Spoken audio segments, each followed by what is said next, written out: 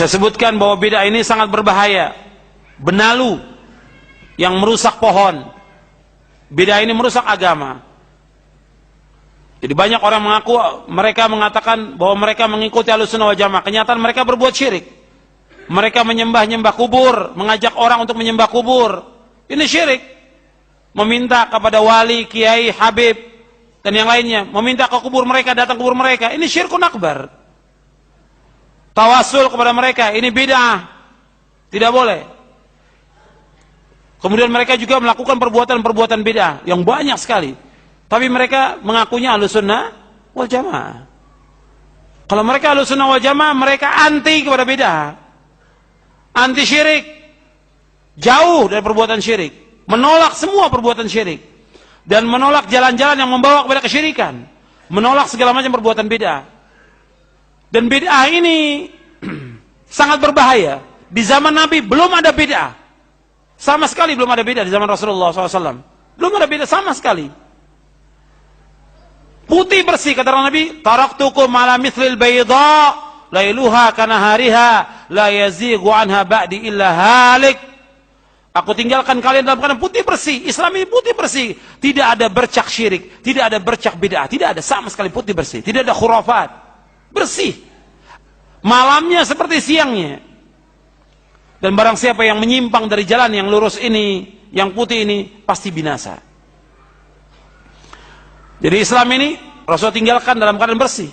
Dan Rasulullah ingatkan kepada umatnya setiap Jumat, kullu bid'atin dhalalah wa kullu dhalalatin finnar. Setiap bid'ah itu sesat dan setiap kesesatan tempatnya neraka. Yang pertama kali mengatakan bid'ah Rasulullah. Yang mengatakan bahwa setiap bid'ah itu sesat Rasulullah. Yang mengatakan setiap kesesatan tempat neraka Rasulullah yang mengatakan demikian. Kullu bid'atin dhalalah wa kullu dhalatin finnar. Rasulullah mengatakan demikian. Nah, kemudian datang umat yang belakangan, para dai, para ustadz takut menyebut bid'ah. Tidak mau menyebut bid'ah. Hatta sepanjang dia ceramah, khutbah, tidak mau menyebut bid'ah. Karena kalau disebut bid'ah nanti pecah umat ini. Berarti antum menyimpang dari manhaj Rasulullah. Yang menyebut berkali-kali bid'ah Rasulullah SAW. Kemudian para sahabat yang melakukan bid'ah. Tentang bahaya bid'ah. Rasulullah yang menyebutkan tentang bahaya bid'ah Rasulullah. Dan kita mengatakan perbuatan bid'ah itu, ya tentu yang jelas-jelas bid'ah. Bukan yang sunnah kita katakan bid'ah, yang bid'ah kita katakan sunnah. Yang jelas bid'ah kita katakan itu bid'ah, yang sunnah kita katakan sunnah. Dan Nabi juga mengingatkan kepada para sahabat radhiyallahu majma'in, wa iyyakum wa muhdatsatil umur fa inna kulla muhdatsatin bid'ah wa kulla bid'atin dhalalah.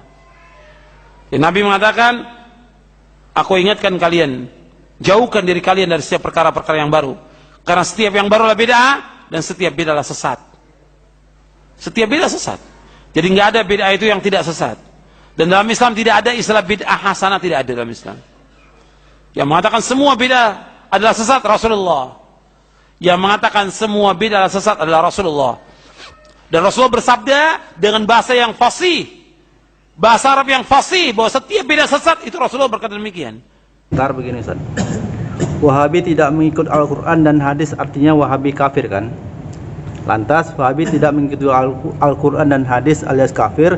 Kenapa di Masjidil Haram dan Nabawi kalian kok tetap ikut sholat dengan imamnya dari golongan Wahabi? Artinya kalian juga kafir. Udah, nggak usah banyak cakap lah sampai situ. Orang Wahabi bilang kita bid'ah, ya kan? Kan orang Wahabi bilang kita ini bid'ah. Kata siapa? Kata Wahabi. Wahabi pakai hadis kan? Orang bid'ah amalnya nggak diterima. Kok Wahabi juga mau ikut sholat di belakang awak? Ya udah. Kok mau ikut? Saya kalau sholat pakai usolli. Bid'ah kan? Kata Wahabi. Bid'ah. Nah, berarti amalan bid'ah kata Nabi apa? Aballah, Allah enggan menerima amal bid'ah. Kenapa kau jadi makmumku? Begitu juga mereka selalu mengatakan kita ini kaum kuburiyin. Kata Wahabi, penyembahku kubur. Berarti kan musyrik. Kok waktu saya jadi imam ikut juga? Ini berarti kan nggak ngikut Quran dan hadis, berarti kan kafir. Pertanyaannya, Sebelum saya mengatakan ini, berapa tahun duluan Wahabi mengatakan kita musyrik dan kafir. Baru beberapa orang lah, orang Aswaja ini yang keras. Kayaknya Wahabi kok kepanasan. Wahabi itu kan nggak salah. Wahabi. Cuman Nabi mengatakan setiap bid'ah sesat. Siapa yang bilang itu? Nabi. Setiap bid'ah, kata Nabi, sesat. Baru kita tanya, bid'ah itu apa? Kata Nabi, kullu muhdas bid'ah. Setiap yang diada-adakan bid'ah. Kata Nabi, setiap bid'ah sesat. Berarti setiap yang diada-adakan sesat. Paham nggak ini? Kata Nabi, setiap bid'ah sesat. Ya, maka orang Wahabi komen, tidak ada bid'ah yang nggak sesat. Karena kata Nabi setiap bid'ah sesat. Baru kita tanya, bid'ah itu apa? Kata Nabi, kullu muhdas bid'ah. Setiap yang diada-adakan bid'ah. Setiap bid'ah sesat. Berarti kalau kita tarik kesimpulannya gimana? Setiap yang diada-adakan sesat. Siapa yang bilang? Nabi. Udah. Ada hadis lain, Nabi juga bilang, siapa yang mengada-ngada. Tadi kan setiap yang diada-ada sesat. Di sini Nabi bilang, siapa yang mengada-ngada dalam urusan kami ini, ma laisa minhu, sesuatu yang enggak ada darinya, fahuwa raddun, maka ditolak. Di sini Nabi membagi ahdas itu, mengada-ngada itu dibagi. Dibagi Nabi yang pertama dalam urusan kami, berarti yang bukan urusan agama nggak apa-apa. Nabi haji, ini urusan agama nggak? Kita wajib haji seperti haji Nabi. Udah, Nabi haji naik onta, ontanya agama apa nggak? Bukan, berarti nggak apa-apa naik Garuda, karena bukan urusan agama. Sedangkan hadis yang pertama tadi nggak dibagi. Wahabi ngikut hadis yang pertama, nolak yang kedua. Di sini kurang ajar betulnya. Kalau kita memakai dua, kalau kita pakai hadis yang pertama, setiap yang diada-adakan sesat, ya, setiap yang diada-adakan sesat. Nah, kecuali pakai hadis yang kedua, yang dalam urusan dunia, berarti nggak apa-apa naik Innova. Dah, kemudian dikait Nabi lagi yang nggak ada dari agama, itu yang ditolak. Ternyata mengada-ngada ini kalau dia urusannya agama, ya boleh dengan syarat ada dari agama. Contoh orang wirid malam Jumat, orang wirid baca apa? Quran. Ada nggak dari agama? Ada. Nah, ada. Baca la ilaha illallah, ada nggak dari agama? Spare partnya semuanya agama. Kata Nabi, yang nggak ada dari agama ditolak. Ternyata orang wirid dari agama semua. Nah, baru tinggal lagi waktu membaca. Kenapa malam Jumat? Pertanyaannya, ketika Allah menyuruh kita membaca Quran, apakah Allah tetapkan waktunya? Berarti terserah kita mau malam Jumat, mau malam Sabtu. Wahabi di sini gilanya. Gilanya apa? Kenapa dia komplain terhadap waktunya? Sedangkan Allah tidak mau menjelaskan waktunya. Makanya saya nggak tahu bilang lah, entah peko, entah pau, entah apa, nggak ngerti lah saya. Lalu dia minta dihormati. Ustadz kok ngomongnya kasar? Minta dihormati. Ya, ada orang berselemak, badannya kena letong, kena lincung. Dia datang, Ustadz kenapa nggak hormat sama aku? Gimana aku mau hormat? Kau kena letong, kena lincung. Gimana aku mau hormat kepada Wahabi? Karena Wahabi pemahamannya berselemak. Kalau berselemak letong sama lincung, dirinya ini berselemak dengan pemahaman ayat dan hadis, menghukumi orang lain.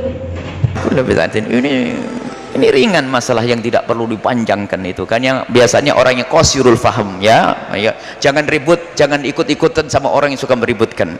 Kullu bid'atin, semua bid'ah adalah dhalalah. Jelas kenapa? semua bid'ah adalah sesat. Cuman yang dimaksud bid'ah itu apa sih? Yang dimaksud bid'ah oleh Rasul itu apa? Ada dalam bab usul fikih ada tahqiqul manat sama tangkihul manat. Yang dimaksud bid'ah itu apa sih yang diinginkan Nabi? Siapa yang tahu keinginan Nabi? Apa yang dimaksud bid'ah itu? Apakah semua yang baru? Itu bid'ah menurut bahasa. Kita perlu bid'ah menurut syar'i itu apa sih? Maka para ulama selalu membuat sebuah definisi. Definisi itu bid'ah apa? Bid'ah itu bukan semua yang tidak pernah dilakukan Nabi itu adalah bid'ah syariah, bukan. Jadi ada definisi, maka ulama faham, cerdas membuat definisi bid'ah. Jadi kalau bid'ah lughawiyah itu terbagi 5. Bid'ah menurut bahasa, sesuatu yang baru, ini ada hukumnya yang wajib, ada hukumnya yang sunnah, ada hukumnya yang makruh, ada hukumnya yang haram, ada hukumnya yang mubah. Bid'ah lughawiyah, bid'ah menurut bahasa, hal yang baru. Tapi kalau bid'ah syariah, bid'ah menurut syariat, kullu dolalah, semuanya adalah sesat. Lah bid'ah syar'i itu gimana? Ada definisinya. Maka yang berani mengatakan ini bid'ah, tahlilan bid'ah, tawasul bid'ah, tanyakan definisi bid'ah menurut ente apa. Paling bisa ngomong semua yang tidak pernah dilakukan Nabi Muhammad adalah bid'ah. Jangan enak, ente naik mobil. Lah itu kan yang dimaksud urusan agama, bukan urusan dunia. Mana Nabi ngomong dunia? Coba Nabi ngomong urusan akhirat toh? Kan kullu bid'atin, tidak kullu bid'atin fid dunya atau fil akhirat, tidak ada. Dari mana itu membedakan antara dunia dan akhirat? Perlu definisi. Di sini ada belasan definisi. Dan definisi yang ada bukan definisi yang sering diumbar oleh orang yang pengen membid'ahkan orang lain dengan kalimat yang sederhana. Semua yang tidak pernah dilakukan Nabi adalah bid'ah. Nggak pernah. Itu bukan definisi. Itu reka-reka. Makanya di dalam menjelaskan sesuatu perlu kembali kepada takrif. Apa kata ulama tentang bid'ah yang dimaksud oleh Rasulullah? Saya tidak ngerti. Tapi saya tanya ke ulama. Ulama apa kata mereka? Ulama menjelaskan, jadi yang dimaksud bid'ah yang dikatakan dolalah itu adalah bid'ah ini.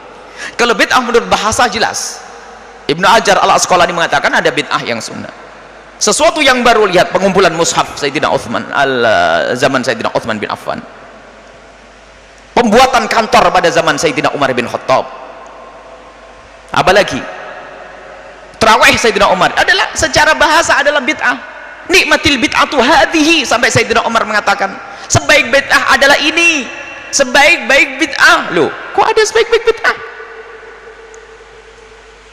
Sebaik-baik bid'ah. Loh, Sayyidina Umar ngomong ada bid'ah yang baik, ini bagaimana? Apakah Sayyidina Umar tidak pintar lagi? Nah, ini kan kurang ajar. Karena terbatasnya dia dalam memahami, dipikir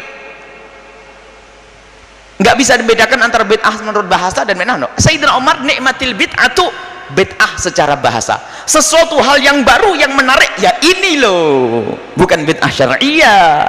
Kalau bid'ah syariah kulluha dhalalah, bid'ah dalam syariat adalah dhalalah semuanya. Lalu bagaimana bid'ah syariah itu? Ulama berbeda pendapat dalam definisi, tapi mirip-mirip semuanya. Di antaranya adalah misalnya thariqatun fid dini, salah satu. Kasih 2 definisi, harus punya. Thariqatun fid dini, cara beragama, bukan cara bercocok tanam, bukan ya, cara beragama. Lihat, nah ini definisi. Thariqatun fid dini mukhtara'atun, yang dibuat-buat, cara beragama yang dibuat-buat. Tudhahi syariat, yang menandingi sesuatu yang ada di dalam syariat. Yuqsadu bisuluki 'alaiha, dengan maksud melakukan itu semua. Al-mubalaghatu fi ta'abbudi, berlebihan dalam beragama. Contoh, subuh, sholat subuh, pagi-pagi lagi seger, sholat subuh kok cuma 2 rakaat, saya tambah deh, nambah 2. Nah, membuat sesuatu dalam agama yang menyerupai dalam agama, bentuknya sholat, tujuannya berlebihan. Kamu, saya kuat, perlu tambah lagi, kalau sholat yang ke-6 itu bid'ah yang sesat. Tetapi jika ada orang melakukan Thariq mukhtara'atun, mengada-ada. Mengada-ada itu adalah apa? Tidak bisa dikembalikan kepada Al-Quran dan hadis. Tapi kalau bisa dikembalikan kepada Al-Quran dan hadis Nabi, bukan bid'ah lagi, karena bukan mukhtara'atun. Mukhtara'atun itu adalah mengada-ada, dari tidak ada diadakan. Tapi kalau bisa dikembalikan, kalau dikembalikan kepada Nabi bisa. Contoh zikir bareng dan tidak bareng, oh ini bid'ah, oh itu ada zikir bid'ah. Masih bisa guna? No, Nabi nyuruh berzikir kok, dan Nabi tidak membatasi antara bareng-bareng dan sendirian. Kenapa kok zikir jamaah jadi haram sekarang? Tidak pernah dilakukan Nabi. Nabi menyuruh berzikir, Nabi nyuruh membaca solawat. Apakah ada batasan Nabi mengatakan bersolawatlah kau sendiri-sendiri? Ada gitu? Tidak ada. Ulama-ulama kita punya zikir keras bid'ah. Dulu mengeraskan zikir adalah bid'ah, dan terang-terangan membuat tulisan. Dia lupa Imam Bukhari rahimahullahu ta'ala, coba dangkalnya mereka menilai bid'ah. Imam Bukhari rahimahullahu ta'ala meriwayatkan dalam Sahih Bukhari bahwasanya inna raf'as sauti, sesungguhnya mengangkat suara bidzikri, dalam berzikir, idzan sarafu minal maktubati, kalau mereka selesai melakukan sholat, kana fi ahdin Nabi sallallahu alaihi wasallam, ada pada zaman Nabi sallallahu alaihi wasallam. Imam Bukhari mau dikatakan bid'ah? Nah ini terus gimana? Seenaknya, karena tidak ada Nabi pernah ngajari semacam ini. Ente hidup pada zaman Nabi. Jadi begitu mudahnya mereka mengatakan bid'ah. Itu ternyata pemecah belah umat. Subhanallah, umat Islam dari masa ke masa dengan mudahnya, dengan sederhananya ibadah yasinan kok jadi bid'ah, waqi'an bid'ah, qul huwallahu bid'ah, akhirnya sinetronan saja gitu nanti. Waqi'an jadi bid'ah, yasinan bid'ah. Bagaimana baca yasin? Baca Al-Baqarah kalau kurang panjang, Baqarahan. Tidak ada mengkhususkan ayat. Ada Nabi mengkhususkan dalam Fadailul Quran, bab Fadail Quran. Imam Bukhari meriwayatkan diperkenankan mengkhususkan Quran. Salah satu istri Nabi mengkhususkan ayat, dibaca berulang-ulang sampai berkali-kali, sehingga diceritakan ada salah satu sahabat Nabi yang mau datang ke rumah istri Nabi, mendengar istri Nabi membaca, pergi ke pasar, balik lagi, itu ayat yang dibaca diulang-ulang. Loh, berarti istri Nabi ahli bid'ah dong. Sudahlah, mohon maaf kalau sudah ketemu orang ahli bid'ah itu jadi kadang-kadang bingung saya itu apa. Memang ada yang jadi bid'ah. Dan memang ada permasalahan berat juga dari kita, wahai ahli iman. Kita sering membawa hadis-hadis yang enggak jelas juga. Tidak hati-hati kita dalam menukil hadis, sehingga dari sinilah akan dihantam oleh mereka. Maka ayo kita, memang kita bukan bagian yang mengetahui hadis ini dhaif maudhu, semuanya kita serahkan pada pakar hadis. Cuman kadang kita tuh terlalu kebablasan, tidak seleksi. Jadi mereka kadang-kadang ada sebagian mereka itu menghantam dari hadis-hadis yang lemah. Akan tapi mereka sudah, kita tahu mereka kepengen dia mencari kesalahan orang lain. Kita tidak tunjuk mereka itu siapa, ya. Kalau yang merasa tidak, kita tidak menunjuk siapapun. Coba Imam Ghazali itu lihat, orang hebat dahsyat. Kalau menyusun kitab seperti Ihya Ulumuddin, beliau mendatangkan hadis lemah. Memang kita akui beliau mendatangkan hadis lemah. Cuman kapan didatangkan oleh Imam Ghazali hadis lemah itu? Hadis lemah itu istisyad untuk menambah. Biasa Imam Ghazali datangkan Al-Quran, hadis sahih dengan permasalahannya, masalah riya, hadis sahih, baru ditambah hadis lemah. Jadi bukan yang dijadikan hujah hadis lemahnya, ini bukan hujahnya ayat Al-Quran dan hadis yang kuat. Cuman orang yang punya niat busuk merendahkan Ghazali, dan hadis lemah itu pun ternyata tidak disepakati. Malah mentasih hadis itu berat. Enggak, ada seorang alim besar namanya Ibnu Jauzi, dia punya kitab namanya Maudhu'at, dan dikritiki oleh ulama yang lain mengumpulkan hadis-hadis palsu. Ternyata apa? Enggak bisa orang seperti itu. Setelah beliau mengumpulkan hadis-hadis palsu, ternyata hadis yang dikatakan palsu ada di kitab Sahih Muslim. Jadi orang mengatakan hadis ini maudhu, ijtihadnya seorang ahli hadis. Orang mengatakan hadis ini sahih, ijtihadnya seorang ahli hadis. Dan kita sebagai seorang muqallid, kalau menemukan hadis sahih menurut hadis, ayo kita ambil dan tidak ada masalah. Ada masalah tarjih, ini babnya lain. Kalau anda ahlinya di dalam urusan tarjih, kalau bukan serahkan kepada ulama. Jangan sampai kita ribut sini, nggak sholat nanti, nggak ibadah.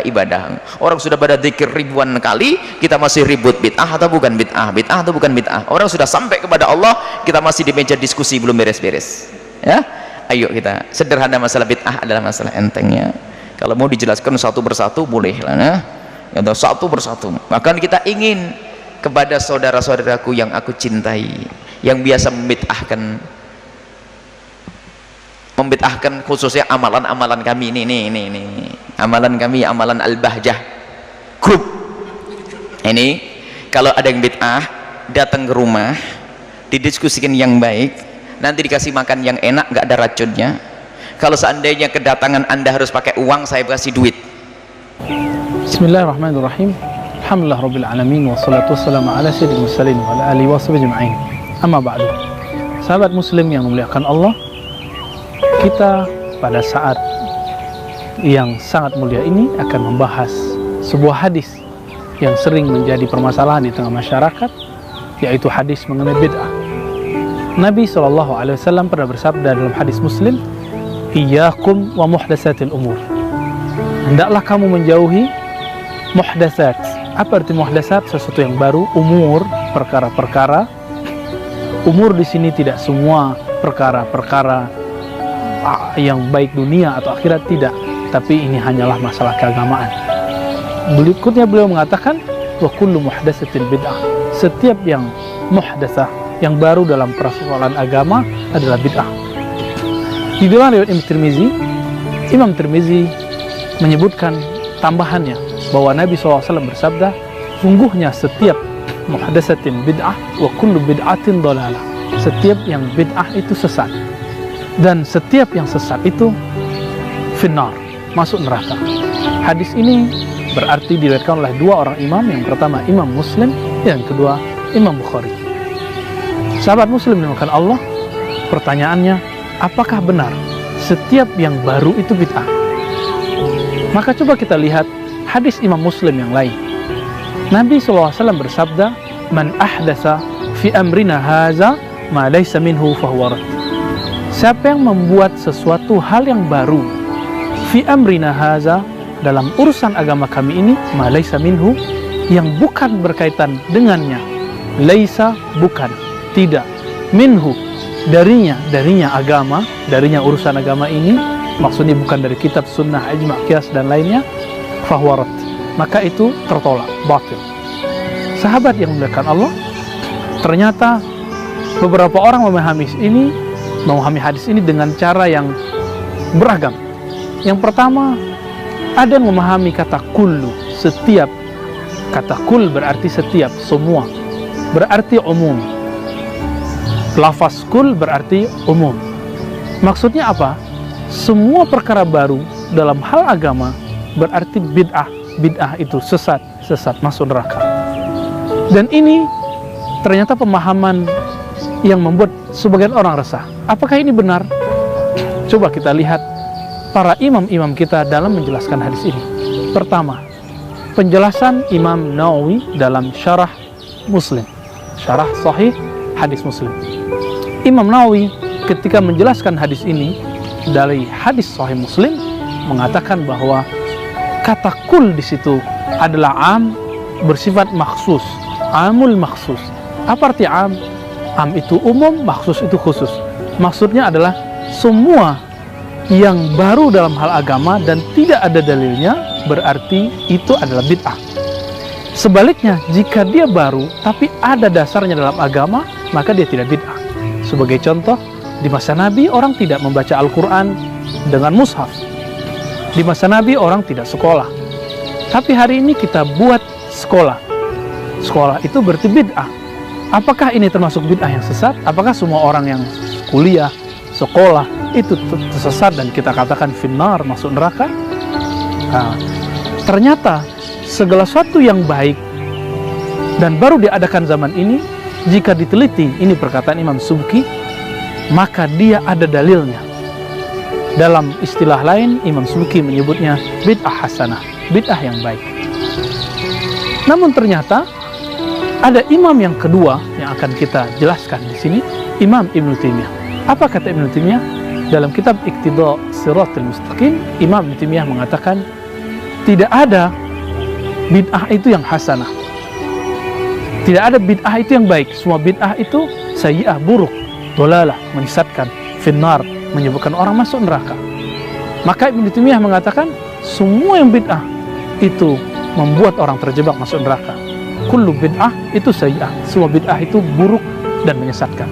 Namun ada yang unik dari Imam Ibnu Taimiyah. Beliau mengatakan ada yang disebut dengan bid'ah lughawiyah. Bid'ah lughawiyah berarti bid'ah secara bahasa. Kalau dilihat dia bid'ah, tapi ketika kita kaji ternyata tidak bid'ah. Contohnya ketika Umar ibn al-Khattab, khalifah kedua, membuat tradisi sholat tarawih berjamaah, tidak pernah ada zaman Nabi, lalu Umar mengatakan ni'matil bid'atu hazi, ini bid'ah yang paling nikmat, paling bagus. Maka Imam Ibnu Taimiyah mengatakan ini disebut dengan bid'ah lughawiyah, bid'ah yang secara bahasa. Adapun yang haram adalah bid'ah diniyah, bid'ah keagamaan. Artinya apa?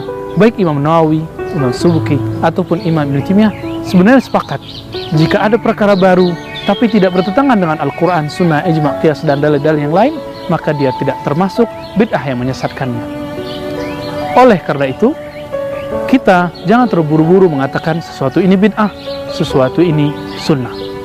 Semoga kita memahami hakikat bid'ah dengan sebaik-baiknya.